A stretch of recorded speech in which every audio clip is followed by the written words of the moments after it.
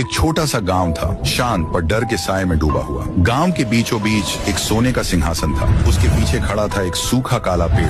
अंधेरे में ऐसे लगती थी मानो मौत की उंगलियां किसी को पकड़ने के लिए फैली हुई। अजीब बात यह थी कि सिंहासन और पेड़ दिन में गायब रहते और सिर्फ आधी रात को दिखाई देते। गांव वालों का कहना था, जो भी उस सिंहासन पर बैठता है सुबह उसकी कटी हुई लाश मिलती है। चीखें, मातम और खून की गंध पूरे गांव में फैली रहती। गांव में एक लड़का था, रेस्टार। वो औरों से अलग था। मौत की परछाइयों को देखता, सवाल करता, पर उसके भीतर डर भी उतना ही गहरा था। कई रातों तक वो उस सिंहासन को दूर से देखता रहा। उसकी सुनहरी चमक अंधेरे में किसी दानव की आंखों जैसी लगती थी। रेस्टार सोचता, आखिर ऐसा क्या है इस सिंहासन में, क्यों सबकी जान चली जाती है? पर उसकी हिम्मत कभी नहीं होती पास जाने की। एक दिन गांव में एक बूढ़ा बाबा आया। रेस्टार ने बाबा को सब कुछ बता दिया। बाबा ने गहरी सांस ली और कहा, बेटा, ये श्राप है, इसे खत्म करना आसान नहीं। उस रात बाबा और रेस्टार दोनों उस सिंहासन के पास पहुंचे। बाबा ने मंत्रोच्चार शुरू किया। जैसे ही मंत्र तेज हुए, सिंहासन अचानक कांपने लगा और हवा से डरावनी चीखें निकलने लगी। तभी अचानक एक लड़की का सिर प्रकट हुआ। वो चिल्लाई, मैं सबको खत्म कर दूंगी। मेरी किसी भी चीज को छूने की हिम्मत मत करना, वरना उसी पल मौत मिल जाएगी। बाबा ने कांपती आवाज में पूछा,